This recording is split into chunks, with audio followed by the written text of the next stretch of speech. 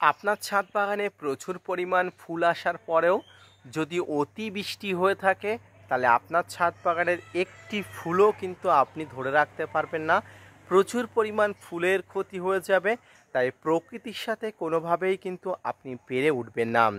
Hello friends, welcome to my channel. দেশ এবং দেশের বাইরে থেকে যারা আজকে আমার ভিডিওটি কন্টিনিউ করেছেন প্রত্যেককেই খামারি কমল ইউটিউব চ্যানেলে স্বাগতম। ছাদ বাগানের একটি অন্যতম জনপ্রিয় ফলের মধ্যে কুল বা বড়াই হলো অন্যতম একটি ফল গাছ। এই ফল গাছে এই সময় প্রচুর পরিমাণ ফুল এসেছে, তাই ফুলগুলোকে পরিচর্যার জন্য আমাদেরকে এক্সট্রা সাবধানতা অবলম্বন করতে হবে। তো কী কী সাবধানতা অবলম্বন করতে হবে আসুন ছোট্ট একটা ভিডিওর মাধ্যমে আজকে বলে দিই, না স্কিপ করে কন্টিনিউ করুন। কুল বা বড়াই স্থানভেদে বিভিন্ন নামে পরিচিত হলেও প্রত্যেকটি ফল কিন্তু একই ধরনের এবং একই স্বাদে। তাই স্থানভেদে বিভিন্ন নামে পরিচিত হলেও আদতে ফলটি কিন্তু একই ধরনের। তাই যে কোনো জায়গাতেই আপনার এই কুল গাছের ফুল আসুক না কেন একই পরিচর্যা আপনি করবেন। প্রথমত এই সময় কুল গাছে প্রচুর পরিমাণ ফুল আসলে গাছে কিন্তু পটাশ এবং ফসফেটের প্রয়োগটা বেশি করবেন। পটাশ এবং ফসফেটের প্রয়োগ কেন বেশি করতে হবে? কারণ পটাশ এই সময় গাছে রোগ প্রতিরোধী করে তোলে এবং ফসফেট মাটির গভীরে গিয়ে মাটি থেকে খাবার তুলে কিন্তু গাছকে কিন্তু শক্তি সমর্থ করতে সাহায্য করে, যাতে ফুলগুলো খুব সহজেই কিন্তু ফলে রূপান্তরিত হয় এবং পলিনেশন হয়ে ফলগুলো যথাযথভাবে আকৃতি হয়ে গাছের সঠিকভাবে রূপদান করতে পারে। এর জন্য আপনাকে অবশ্যই ফসফেট এবং পটাশ সার প্রয়োগ করতে হবে। এই ফসফেট এবং পটাশ সার আপনি গাছের গোড়াতে দিতে পারেন এবং পটাশ সার আপনি গাছের পাতাতেও স্প্রে করতে পারেন। যখনই আপনি গাছের পাতাতে স্প্রে করবেন তখনই ওয়াটার সলিউবল সার অর্থাৎ ওয়াটার সলিউবল পটাশ সার আপনাকে প্রয়োগ করতে হবে। এক্ষেত্রে 0050 আপনার ছাদ বাগানের প্রয়োগ অসম্ভবই হয়ে ওঠে।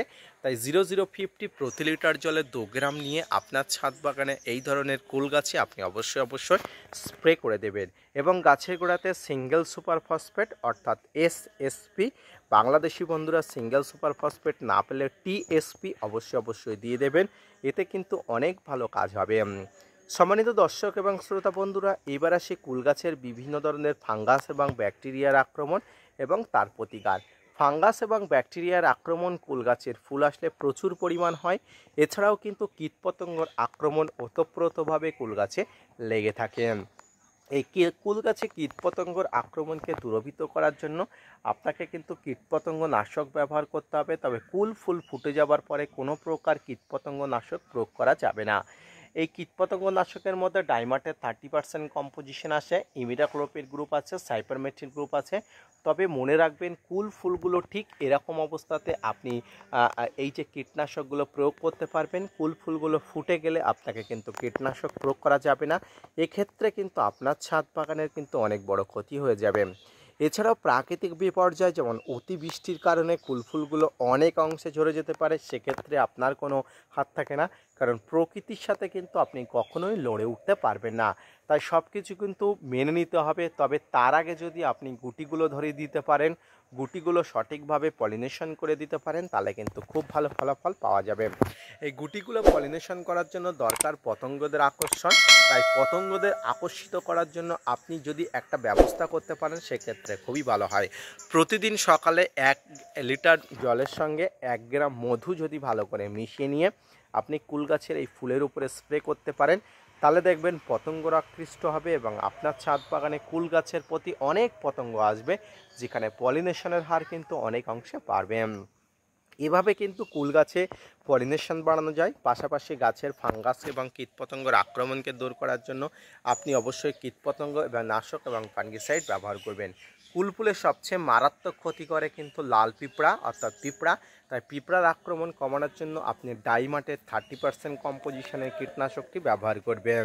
এই ডাইমাটের 30% কম্পোজিশন ভারত, বাংলাদেশ, পাকিস্তান প্রত্যেক জায়গাতেই কিন্তু আপনি পাবেন। প্রতি লিটার জলে 1 থেকে 1.5 ml নিয়ে আপনি অবশ্যই সন্ধ্যার আগে স্প্রে করে দেবেন। তাহলে দেখবেন এই যে পিঁপড়ার আক্রমণটা কিন্তু অবশ্যই কমে যাবে। তবে সবসময় এড়িয়ে চলার একটু চেষ্টা করবেন কীটনাশকগুলো ফুল এলে। তবে যদি প্রয়োজন হয় অবশ্যই করবেন। আপনার ছাদ বাগানে ফাঙ্গাসের আক্রমণ দূর করার জন্য জৈবভাবে যদি প্রয়োগ করতে চান আপনি হলুদ গুঁড়ো জল প্রয়োগ করতে পারেন। কাকা পেস্টিসাইড, জৈব পেস্টিসাইড প্রয়োগ করতে পারেন। এভাবে কিন্তু প্রয়োগ না করলে তারপরে কিন্তু রাসায়নিকভাবে আপনাকে প্রয়োগ করতে হবে। ছাদ বাগানে কুল গাছের প্রচুর ফুল আসলে আপনাকে সাবধানতা অবলম্বন করার পাশাপাশি পরিচর্যা কিন্তু কন্টিনিউয়াসলি করে যেতে হবে। তাই মনে রাখবেন, সামান্যতম ভুল যাতে আপনার দ্বারা না হয় সেদিকে কিন্তু আপনি লক্ষ্য রাখবেন। আজকের ভিডিওটি এই পর্যন্ত। দেখা হচ্ছে পরবর্তীতে নতুন কোনো ভিডিও নিয়ে, নতুন কোনো তথ্য নিয়ে। ততক্ষণ সুস্থ থাকুন, ভালো থাকুন, আর ছাদ বাগানে কুল গাছের পরিচর্যা করতে ভুলবেন না। ধন্যবাদ।